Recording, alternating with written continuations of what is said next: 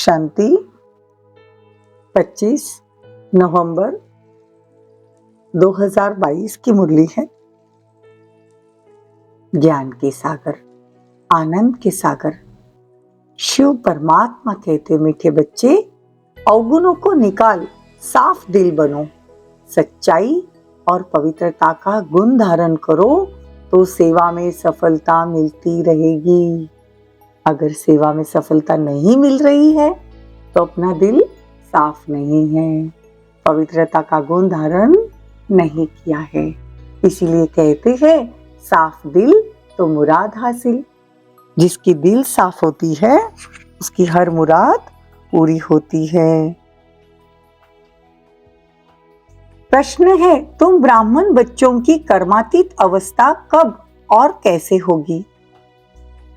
उत्तर है, जब लड़ाई का सामान पूरा तैयार हो जाएगा तब तुम सबकी कर्मातीत अवस्था नंबरवार बन जाएगी। अभी रेस चल रही है। कर्मातीत बनने के लिए पुरानी दुनिया से बुद्धि योग क्या करना है?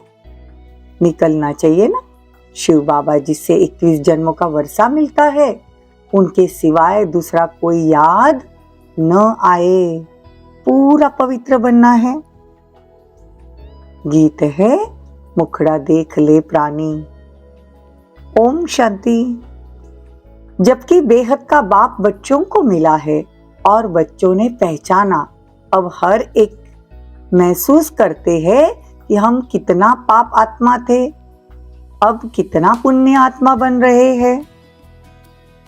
जितना जितना श्रीमत पर चलेंगे उतना उतना जरूर बाप को फॉलो करेंगे। अंडरलाइन, जितना जितना हम श्रीमत पर चलेंगे उतना बाप को फॉलो करेंगे। बच्चों के आगे एक तो ये चित्र है और दिलवाड़ा मंदिर भी पूरा यादगार है। गीत भी गाते ना, दूर देश का रहने वाला आया देश पर आए, तो पतित शरीर में आया है ना। बाप खुद कहते हैं यह पराया देश है। पराया किसका? पराया कौन है? रावण। तुम भी पराये देश अथवा रावण राज्य में हो ना। भारतवासी पहले राम राज्य में थे। क्या कहते पापा? भारतवासी पहले राम राज्य में थे। इस समय सब पराये देश में है, मतलब रावण के देश में है। तो बाबा कहते हैं कि ये दिलवाड़ा मंदिर में भी देखो क्या क्या यादगार दिखाया है। आदि देव आदि देवी बैठे हैं ना, ऊपर में स्वर्ग का चित्र दिखाया है। फिर बाबा कहते हैं नीचे राजयोग शिक्षा लेने वाले ब्राह्मण आत्माएं दिखाई है, महावीर आत्माएं। ऊपर में प्रवृत्ति मार्ग, नीचे भी प्रवृत्ति मार्ग। कुंवारी कन्या, अदर कन्या का चित्र भी है। अदर कुमार और कुमारी, एक अदर कुमार और कुमार भी रहते हैं। अदर कुमार शादी किए हुए और कुमार जिसने शादी नहीं की है। तो ब्रह्म कुमारी और अदर कुमारी मतलब माताएं। अदर कुमारी मतलब माताएं। तो मंदिर में आदि देव ब्रह्मा भी बैठा है और बच्चे भी बैठे हैं। तो ऐसा मॉडल बनाया हुआ है, बाप और बच्चों का यादगार है ना। तो बाबा कहते हैं कि जगत अम्बा, जगत पिता और उनके बच्चे मेजॉरिटी माताओं के होने के कारण बी के नाम लिख दिया है। मंदिर में भी कुंवारी कन्या और अदर देवी है। अंदर जाएंगे तो हाथियों पर मेल्स के चित्र है। ये सब बातें अब तुम बच्चे समझते हो, क्योंकि दिलवाड़ा मंदिर हमारा यादगार है। तुम अभी साफ दिल बने हो, आत्माओं से अवगुण निकाल रहे हो। तुम्हारी मम्मा किसको समझाती थी तो उसको तीर लग जाता था। उसमें सच्चाई और पवित्रता थी कि कुंवारी है, मम्मा का नाम पहले आता है, फिर लक्ष्मी, फिर नारायण। बाप कहते हैं मम्मा जैसा गुण धारण करो, अवगुणों को निकालते जाओ। हम आए ही बाबा के पास इसलिए, अवगुण निकालने के लिए। पहले हमको ये भी नहीं पता था कि किसको अवगुण कहते हैं। आज बाबा ने छोटी छोटी बातों में सूक्ष्म सूक्ष्म बातें हमको बाबा रियलाइज करवाते हैं कि बच्चे ये कर्म भी करोगे ना तो भी पाप का खाता बनेगा, इसलिए बाबा बहुत बार कहते हैं कि बच्चे कख का चोर सो लख का चोर। अगर आप पेंसिल भी चुराते हो तो भी चोर, और आप 1 लाख रुपए चुराते हो तो भी चोर। तो पहले बेसमझ थे, अब बाप समझदार बनाते हैं। बाबा कहते हैं कि मैं तुमको समझाता हूँ कि मैं दूर देश से आता हूँ, पराये देश में आया हूँ। फिर रावण राज्य द्वापर से शुरू होता है। देखो, अगर बाबा कहता है कि ये देश पराया है तो हमारे लिए भी ये देश पराया है। बाबा कहते हैं फिर रावण राज्य द्वापर से शुरू होता है, भक्ति भी द्वापर से शुरू होती है।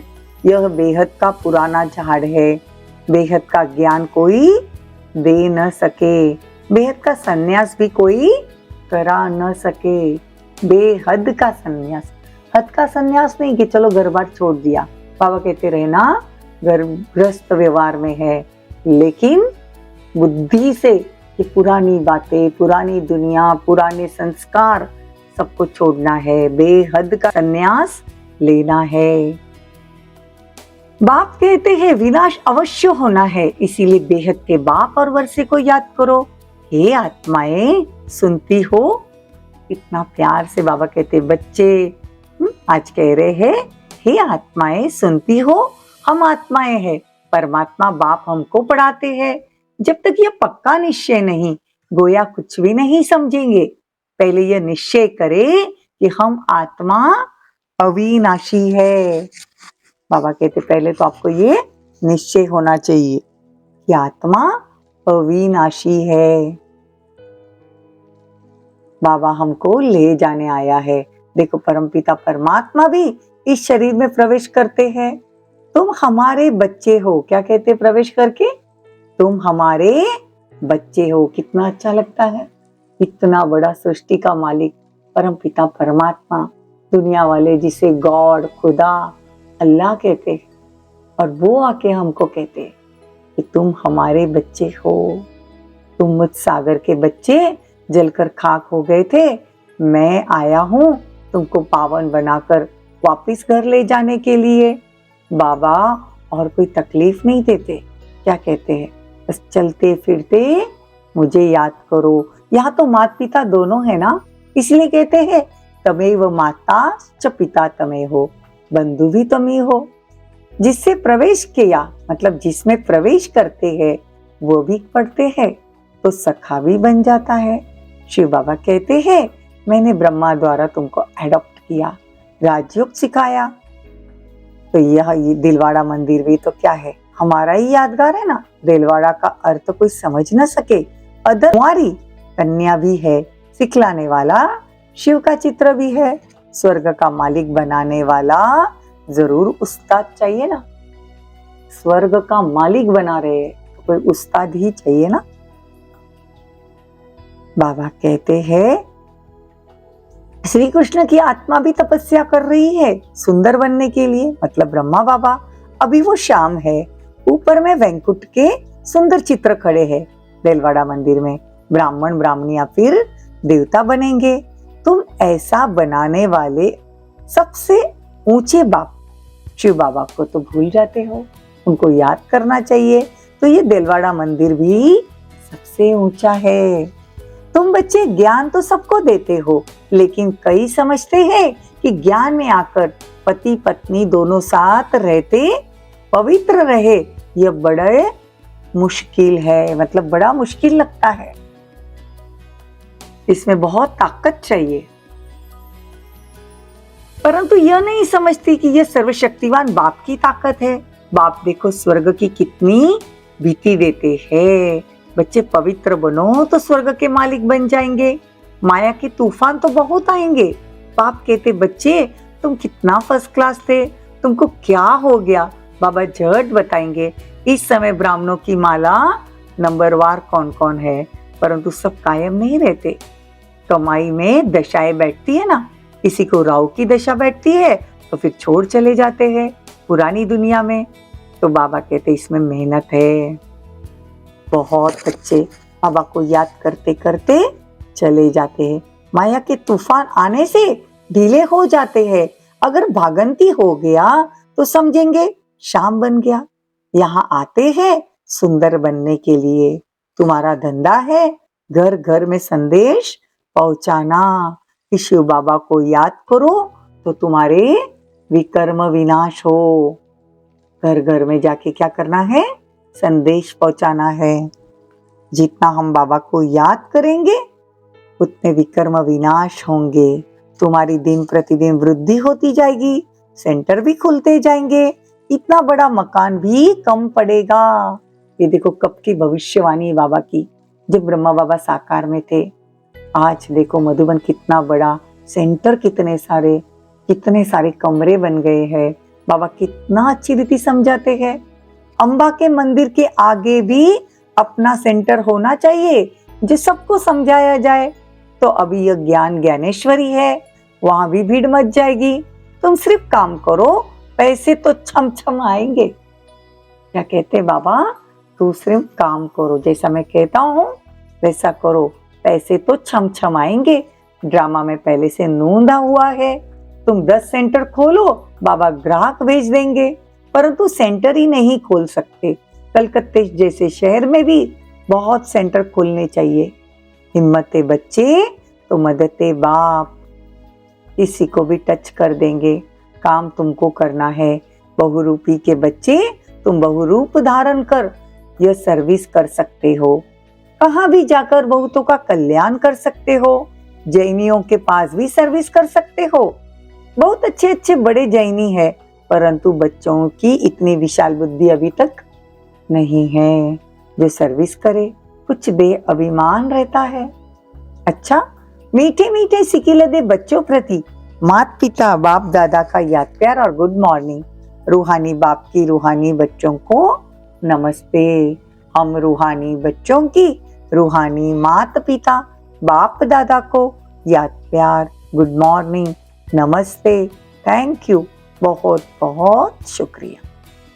धारणा के लिए मुख्य सार, बाप का बनकर माया के वश नहीं होना, कर्मातीत बनने का पुरुषार्थ करना, बाप को भूल नास्तिक नहीं बनना, बुद्धि से बेहद का संन्यास करना, बेहद खुशी में रहकर विशाल बुद्धि बन सेवा करनी है। सबसे मेन बात खुशी में रहना है। वरदान, बहुत सुंदर वरदान है। दिल की समीपता द्वारा सहयोग का अधिकार प्राप्त कर उमंग उत्साह में उड़ने वाले तीव्र पुरुषार्थी भवो। क्या कहते बाबा? दिल की समीपता द्वारा सहयोग का अधिकार प्राप्त कर उमंग उत्साह में उड़ने वाले तीव्र पुरुषार्थी भवो। जो बच्चे दूर बैठे भी सदा बाप की दिल में समीप है, उन्हें सहयोग का अधिकार प्राप्त है और अंत तक सहयोग मिलता रहेगा। इसलिए इस अधिकार की स्मृति से कभी भी न जो कमजोर बनना, न दिल शिकस्त बनना, न पुरुषार्थ में साधारण पुरुषार्थी बनना। बाप कंबाइंड है, इसलिए सदा उमंग उत्साह से तीव्र पुरुषार्थी बन आगे बढ़ते रहना। कमजोरी व दिल शिकस्तपन बाप के हवाले कर दो तो अपने पास सिर्फ उमंग उत्साह ही रखो, बाकी कुछ नहीं रहेगा, सिर्फ उमंग उत्साह रहेगा। बाकी कमजोरी और दिल शिकस्तपन बाप को दे देना है। स्लोगन, श्रीमत के कदम पर कदम रखते चलो तो संपूर्णता की मंजिल समीप आ जाएगी। ओम शांति।